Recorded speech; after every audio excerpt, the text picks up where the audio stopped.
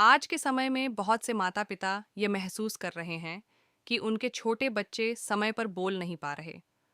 पहले जहां यह आम माना जाता था कि बच्चा 2 साल की उम्र तक शब्द बोलने लगता है और 3 साल तक छोटे वाक्य बनाने लगता है, वहीं आज यह प्रक्रिया कई बच्चों में धीमी हो गई है। डॉक्टरों और बाल विकास विशेषज्ञों के अनुभव के अनुसार आज लगभग 10 से 15% बच्चे ऐसे हैं जिनमें बोलने की शुरुआत सामान्य उम्र से देर से हो रही है।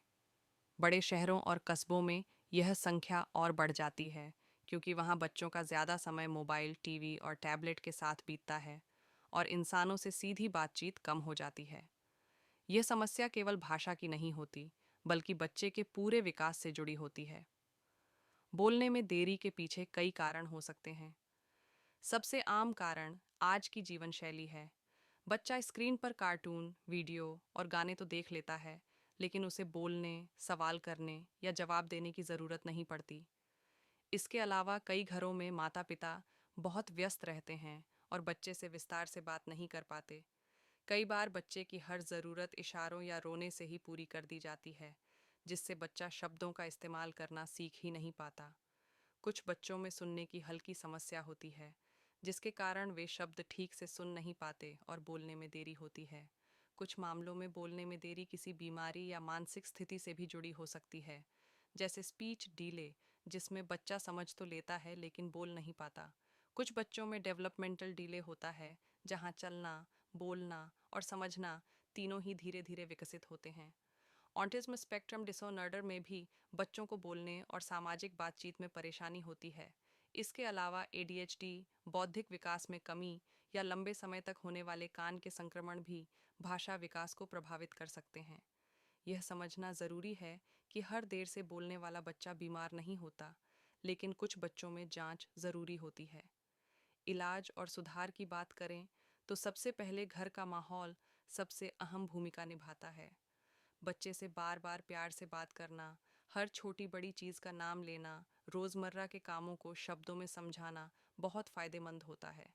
मोबाइल और टीवी का समय सीमित करना और उसकी जगह किताबें, खिलौने और बातचीत को बढ़ावा देना चाहिए। बच्चे को बोलने के लिए डराया या मजबूर नहीं करना चाहिए, बल्कि उसके छोटे प्रयासों की तारीफ करनी चाहिए। गाने, कविताएं, तुकबंदी और कहानी सुनाना भाषा विकास में बहुत मदद करता है। अगर बच्चा 3 साल की उम्र के बाद भी बहुत कम बोल रहा है, शब्द जोड़ नहीं पा रहा या दूसरों की बात समझने में भी परेशानी दिखा रहा है, तो स्पीच थेरेपिस्ट से मिलना बेहद ज़रूरी हो जाता है। स्पीच थेरेपी के जरिए बच्चे को सही उच्चारण, शब्दों का प्रयोग और संवाद करना सिखाया जाता है। जिन बच्चों में सुनने की समस्या होती है, उनके लिए पहले सुनने की जांच करवाई जाती है और ज़रूरत पड़ने पर इलाज या मशीन की सलाह दी जाती है। ऑटिज्म या अन्य विकास संबंधी समस्याओं में थेरेपी, विशेष शिक्षा और माता-पिता की ट्रेनिंग से बच्चे की स्थिति में काफ़ी सुधार लाया जा सकता है। डॉक्टरों की सलाह साफ होती है कि माता-पिता घबराएं नहीं, लेकिन लापरवाही भी न करें। अगर बच्चा 1 साल की उम्र तक आवाज़ों पर प्रतिक्रिया नहीं दे रहा, 1.5 से 2 साल तक शब्द नहीं बोल रहा या 3 साल तक वाक्य नहीं बना पा रहा, तो विशेषज्ञ से सलाह लेना चाहिए। जल्दी पहचान और जल्दी इलाज से बच्चे के बोलने और समझने की क्षमता में बड़ा सुधार हो सकता है।